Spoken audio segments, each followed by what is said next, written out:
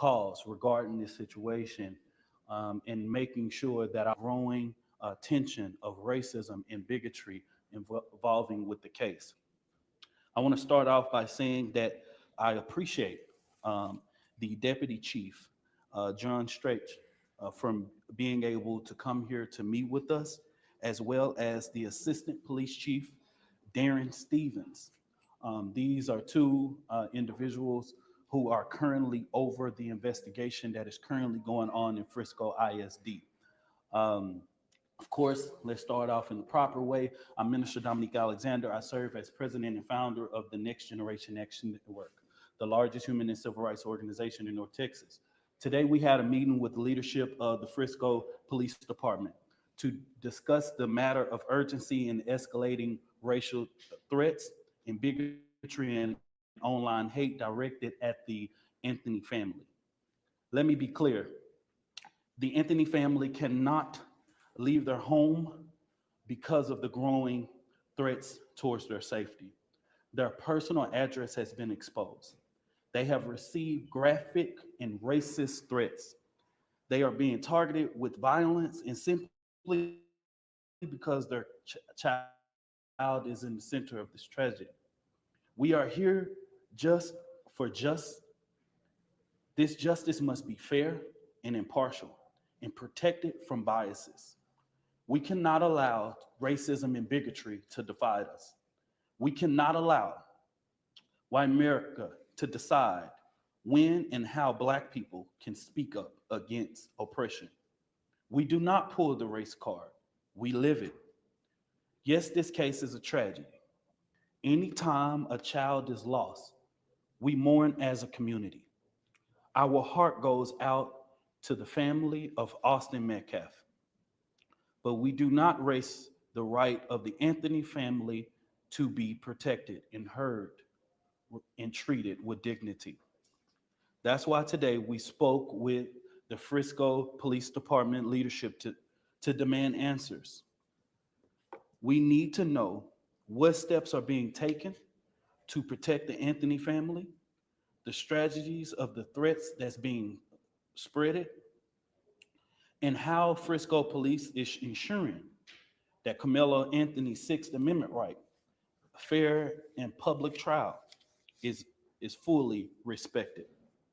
Let's make it clear that absolutely we have the full permission and trust of the Anthony family and authorized for the Next Generation Action Network to speak today. Today in this meeting, we talked about and was able to give them graphic images of what this family has had to deal with for the last couple of days. It is sad. These graphic images not only display children with knives, Black children with knives stuck in their head, the Anthony family's address. We saw when this case first started that people were putting online that when Section 8 was accepted into the Frisco neighborhood, that became the lead of the downfall of Frisco. We have saw so many different hateful images, just hateful things. And the Next Generation Action Network wants to reiterate that Karmelo Anthony has a right to a fair trial, unbiased, and removed of racial hate and bigotry. I want to make it very clear, and I say this from my heart and my own personal reference. If someone wants to say race is not in this situation and shouldn't be, well, I asked all of those people to join me in calling it out. But don't look at Black people and say, don't always play the race card. We don't play the race card, we live it. We live a reality. We also feel that the bond that Karmelo Anthony is on is too high. We do. Because guess what? We've been here when Aaron Dean was arrested. We was here when Amber Geiger was arrested. $200,000.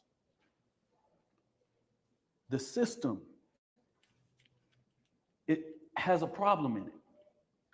Now, what I want to be able to do is ensure, and what we was able to hear today from the Frisco Police Department is reassuring that the Frisco Police Department is doing everything that it can to address the racism and the bigotry.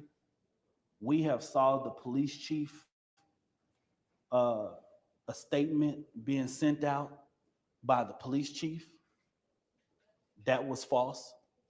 We have saw a false autopsy report that was false. Hey, we can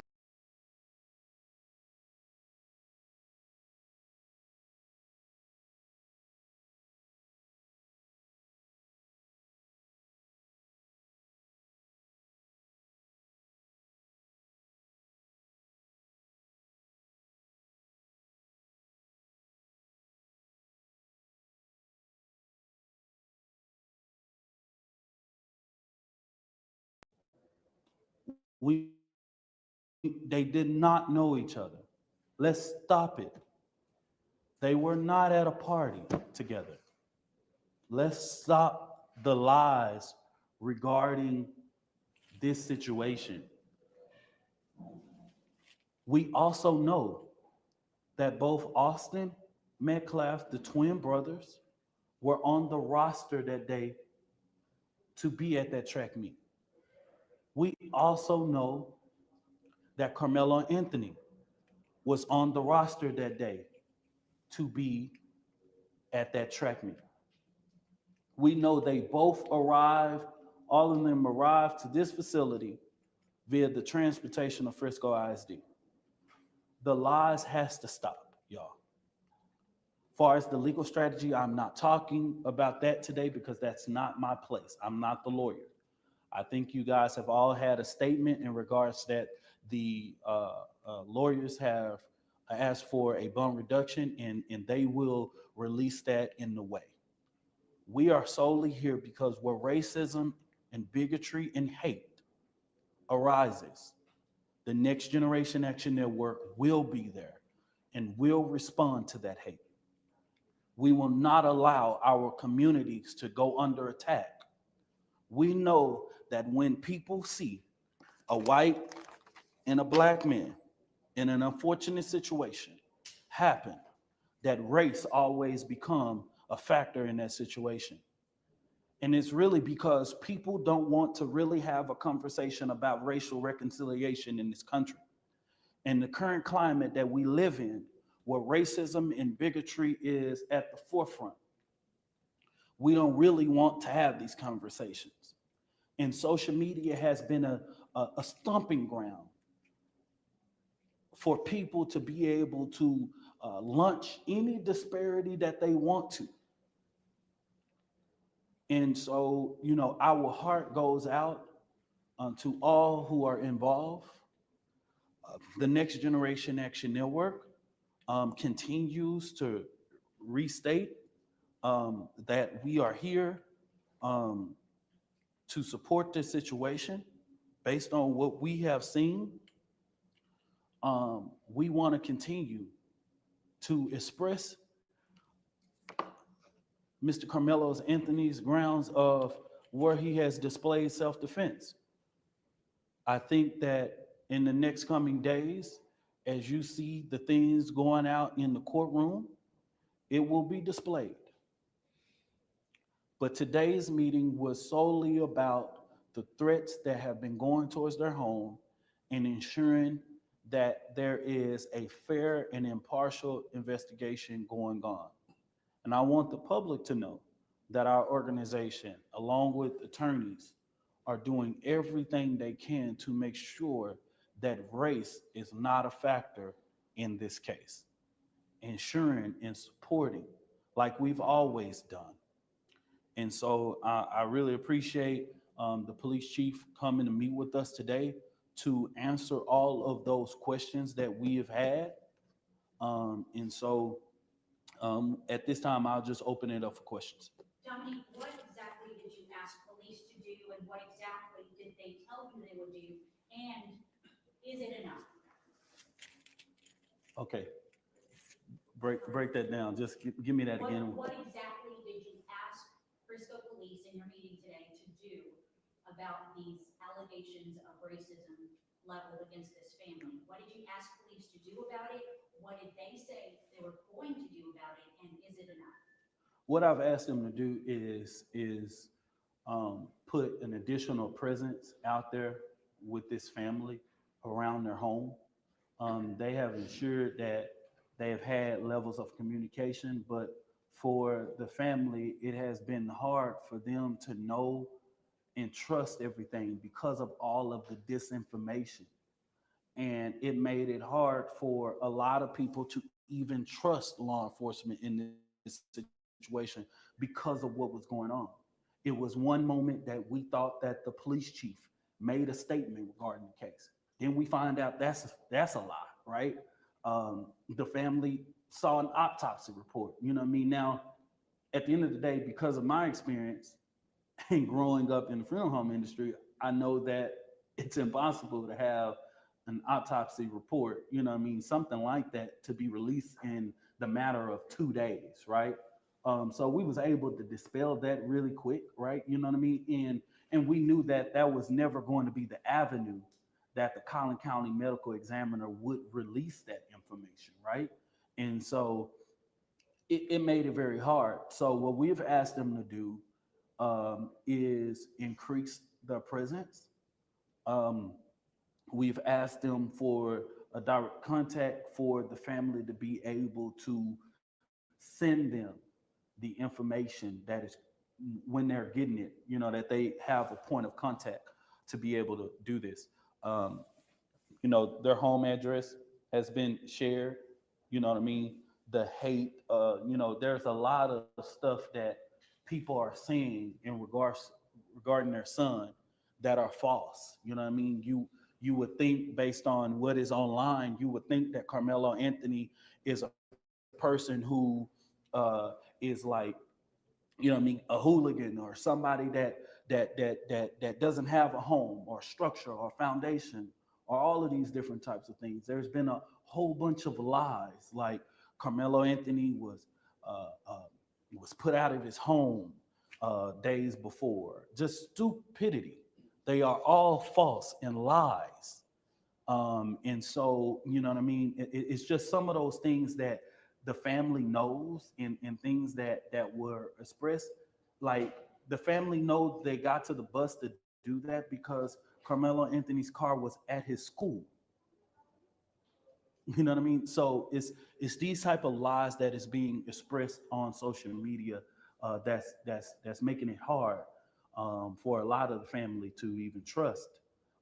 So that's the reason why we had this meeting to be able to ask, you know, answer any questions. And just real quick though, but so what did police say that they were actually going to do? Are they going to increase Yes, protection for the yes, family? yes. They accepted that.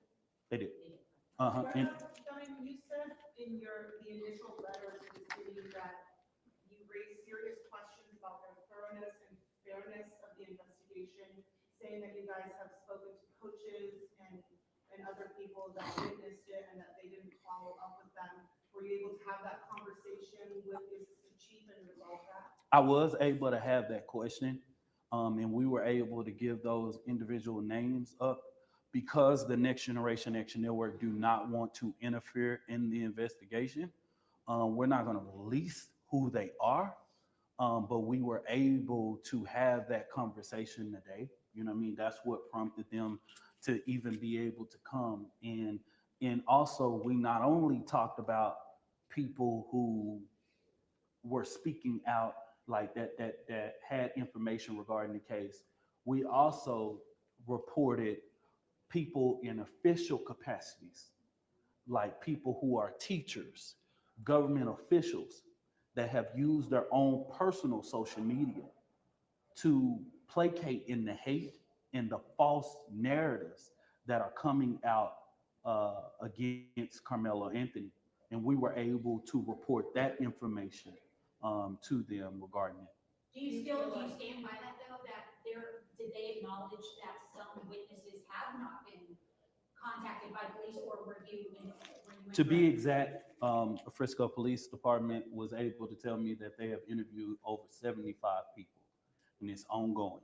But they did acknowledge that there are people who have not been interviewed in regards to this case. They are aware of that. That wasn't, you know what I mean, like based on the information that we were getting, it was very hard for us to be able to, see what this investigation was going and how it was being together because we didn't know what to trust. But we had to make sure that we get involved in this situation early so that we can ensure that this investigation is fair and unbiased. Do you feel better after having this meeting that it will be a thorough and fair investigation? I think the jury is still out. I think that, they were able to come to me and be very sincere about it.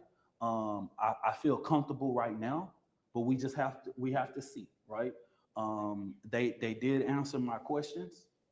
And so that's, for now, I can only see what they do from here on out in protecting this family, in making sure that this investigation is going right, and pushing forward. Are you guys have a meeting with the family Do I? for this meeting? Yes, I will have a discussion with them, with their family attorney too as well. I assume you're going to be releasing some of these images or proof, or I don't know if the family's house has been targeted. Yeah. Are you going to be releasing anything to the media to Okay. support what you guys are saying? Yeah, I can release you social media posts that have been pushed out of their home. Yes. Okay, with the 75 people they say they interviewed, did they say anything about video was Yes. recording? They have collected video. So it is video of the incident. Yes, they have collected video. Oh, There is video of the actual stabbing. There is video. There are several different video that they verified. Did the Anthony family obtain their attorneys through NextGen, or did they obtain them independently? The initial attorneys were obtained through our advocacy. Yes, correct. Of course, you know that one of the attorneys, Kim T. Cole, is the general counsel of our organization. And I believe they are adding more people to, when we got the case, it's about ensuring that the families have representation. We know that over the weekend, the courts, which is normal protocol, appointed an attorney. That is done by, I want people to know that's done by the courts. That's not done by the family. The gentleman and there's nothing he did wrong, the gentleman that presented himself as the attorney, at that time when he made those statements, he were the attorney of record.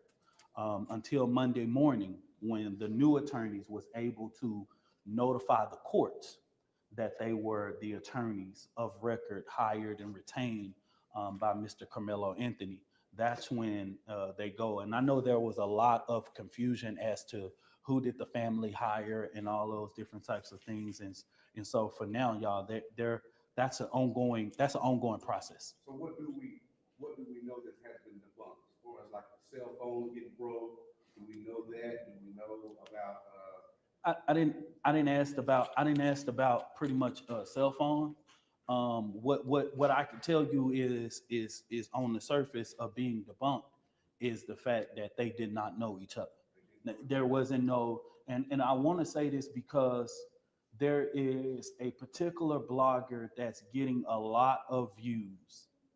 And it's very detrimental, the audience that they're getting, right? And that's the only reason why I justify in saying this on this press conference, because of the type of information that Austin Metcalf and Carmelo Anthony had a fight the day before or a week before, or at this point, there's nobody. And they're both wrong roster. There's nothing at this time that support that they knew each other. Okay, you know what I mean? They are both athletes in the same school district.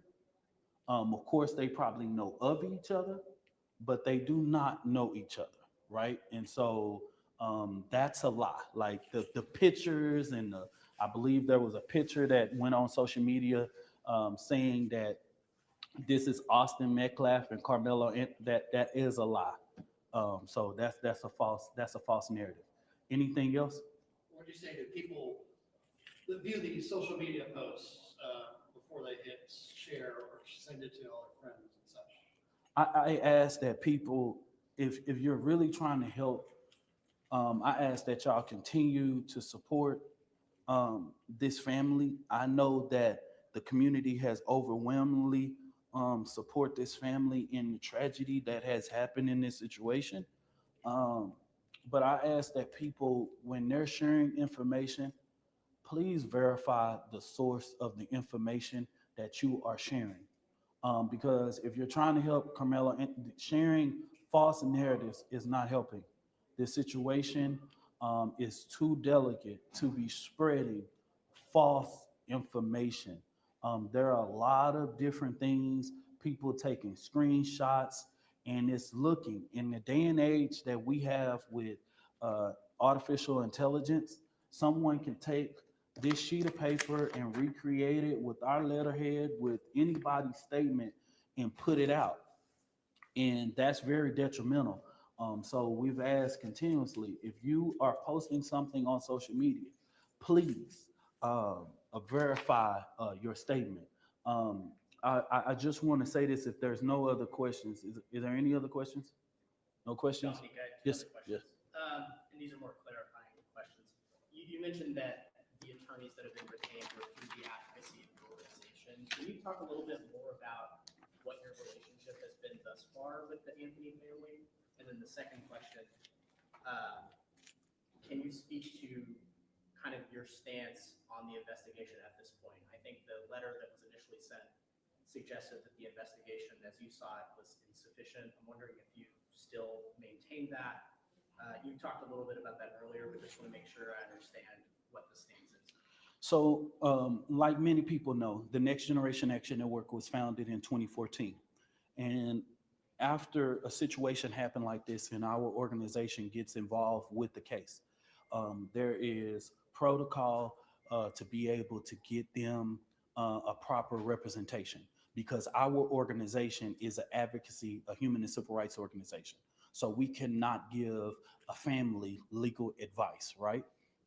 So there are appropriate protocols and people who are brought in to be able to do that. And of course, that's the family's decision to, go with that or whatever. And we just give them the options that they need to be able to make sure that their rights are protected, right?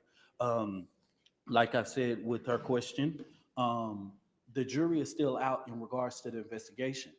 And now they did give me a lot of clarity about some of the falsehoods that I didn't know wasn't true until I asked them, because there were so many different letters and so many different stuff that was going out on social media. I needed to hear them say the letter that was supposed to be put out by the police chief was false, right? Um, and so, because I couldn't trust whether that was true because of how much heightened I do share their concern that this case is like none other. I just feel like we're at that beacon of where we are in social media and artificial intelligence, where people can just do anything and just run rapid. I have saw platforms be used in this case that I never even knew existed, right? Um, and so with that being said, you know, that's pretty much it in regards to the investigation. I hope that I can see some in the coming days. I also told them, hey, if if if bullying, racism, and bigotry exist in this investigation, it's the responsibility of the police department to address this in their community. And so hopefully in the next coming days, we will see this. I know they have a job to do an investigation, and I don't want to impede in anything or speak in the legal matter of for the Anthony family or in the legal matter of anybody in this situation, right? Our sole job today is from an advocacy standpoint in making sure that we give voice to the community. Um, I'll I'll end with this. And Can I ask one question? yes, Why did this young man have a gun? Excuse me, why did this young man have a knife on him to begin with? I cannot speak to that. I cannot speak to that in regards to that. I can't. I can't speak to that because I believe that first of all, even if I had the answer to that or whatever, I wouldn't say it because that's a part of his defense, and I think there's going to be an appropriate time where they're going to speak to what was going on. What I can do is reiterate that Carmelo Anthony, from the beginning, has continued to display his self-defense claim, and I believe that in America, I always tell this, and I'm just going to speak truth to power in this situation. It is crazy that America tells us to accept the self-defense claim of George Zimmerman, Kyle Rittenhouse, and so many other people. But when the shoe is on the other foot, that claim is absurd. And I just got to call a spade a spade. No matter what my personal views of a case may be, it is quite contradicting for America to come back and say, oh, Cal Rittenhouse can have it, George Zimmerman can have it.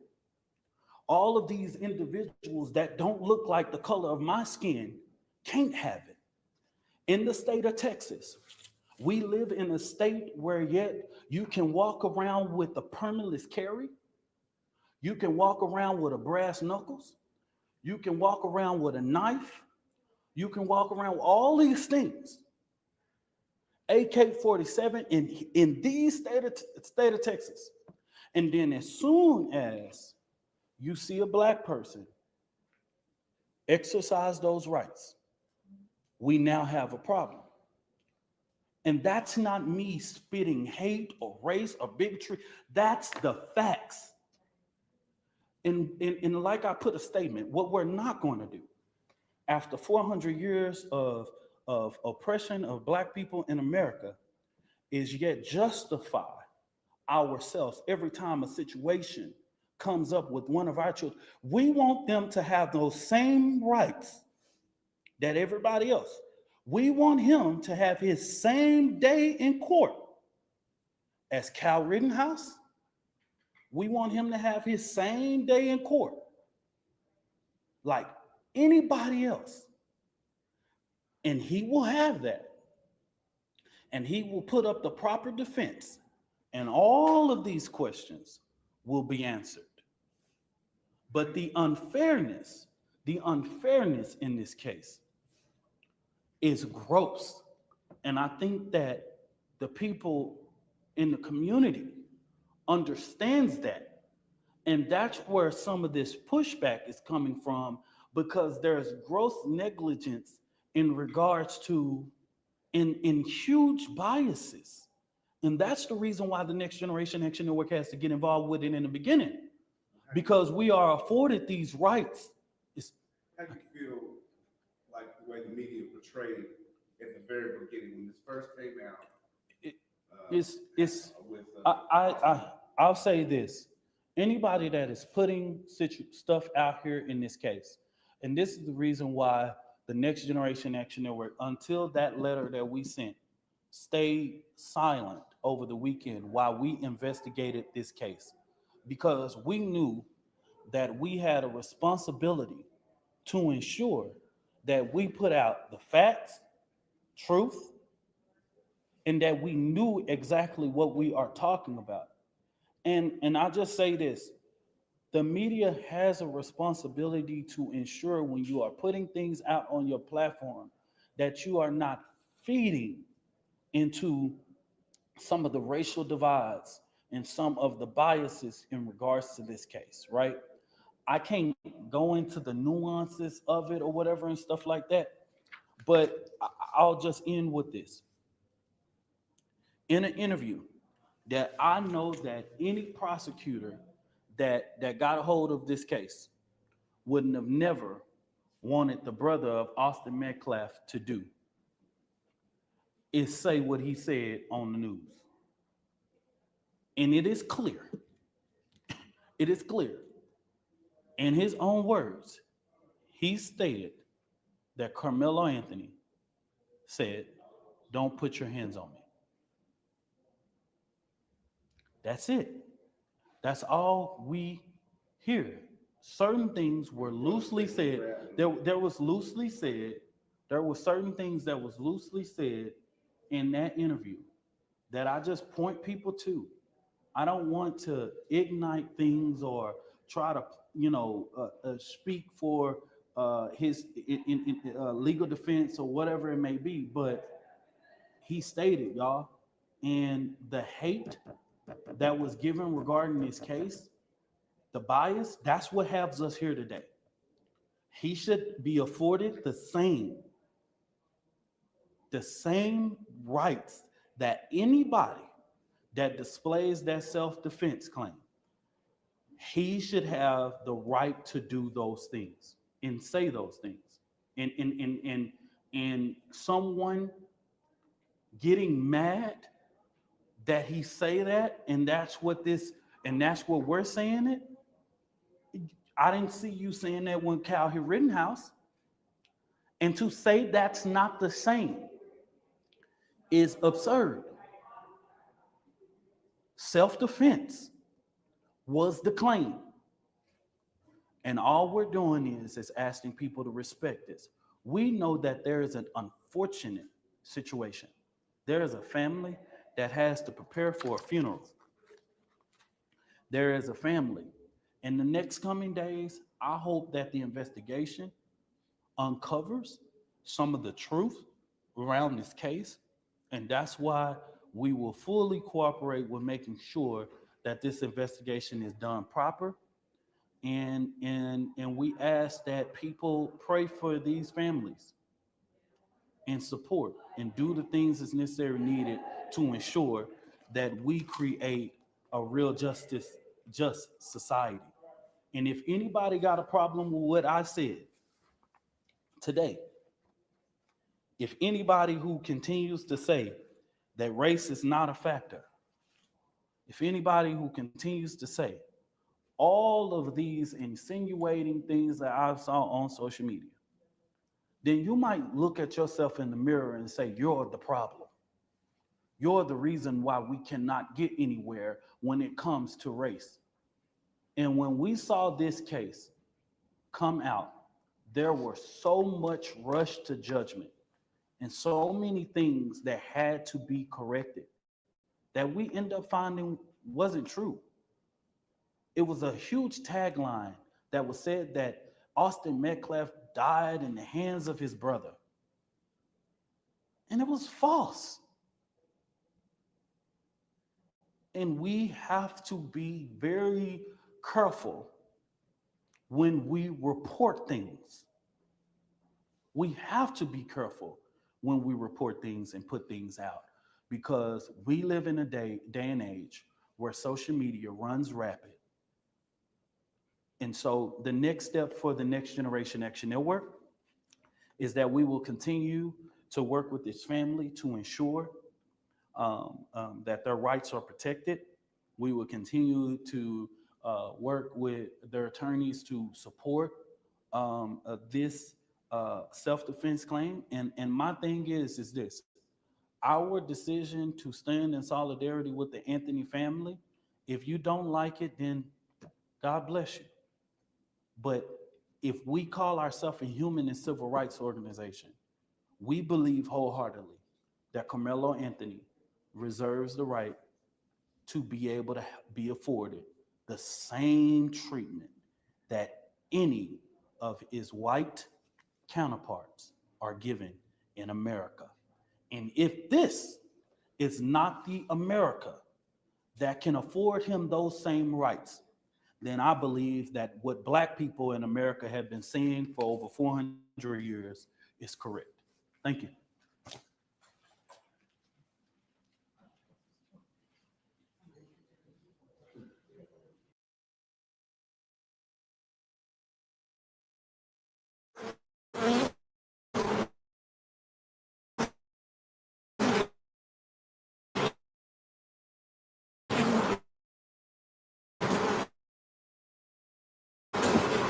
We want to have as many bees as we can to make honey. You can. Ideally, we'll get 100 pounds of honey per hive per year. How do you feel about paying more for things? Well, if you find someone who says, I'm and you point them out to me, people who already couldn't afford fresh vegetables, who couldn't already afford to put good food on their plate, are the ones that are really going to be hurt by this. Did you think when you voted for President Trump that things were going to cost you more and you were going to lose money? I never thought I was going to lose this much money, this fast. Jim is a Republican who voted for Donald Trump 3 times. How do you feel about your vote for Donald Trump now? Well, I feel like perhaps I should have considered some other options.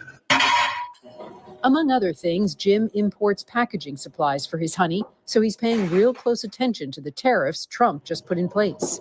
We just bought our year's supply of bottles from Taiwan and our year's supply of corks from Portugal about 3 weeks ago. So that would have been, another 5,000 or 6,000 out of my pocket. Which is partly why he's repairing instead of replacing this 40-year-old forklift. The cost of equipment has just gone through the roof to buy anything like that because it just would be cost prohibitive. He's also holding off on improvements around the farm. Well, we're not going to hire any more people, that's for sure. It's more than just the tariffs. For the past 2 years, Jim has been selling honey to the federal government, which then provides it to schools and food banks. But after Donald Trump took office, the USDA cut those programs suddenly as part of the federal government's effort to streamline spending. For a lot of other local farmers around here, it was a major source of reliable revenue. For me, it's going to cost me around $150,000 a year. $150,000. Yeah, roughly 50% of my revenue. That's a huge hit. That's a massive hit.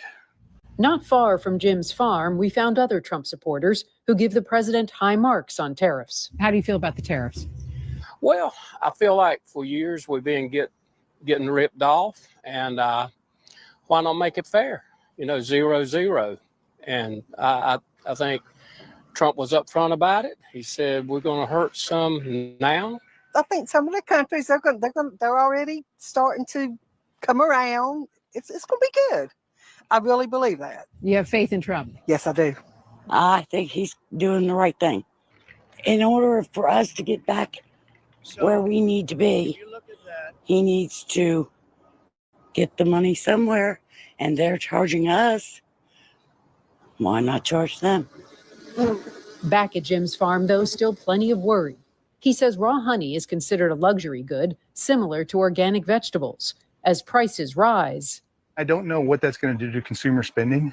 Trump paused the majority of the tariffs for 90 days after we'd left Jim's farm. Jim told us by phone, it's flip-flopped so many times you can't take it to the bank. Who knows what it will be next week? Adding, it seems like he's heard the American people.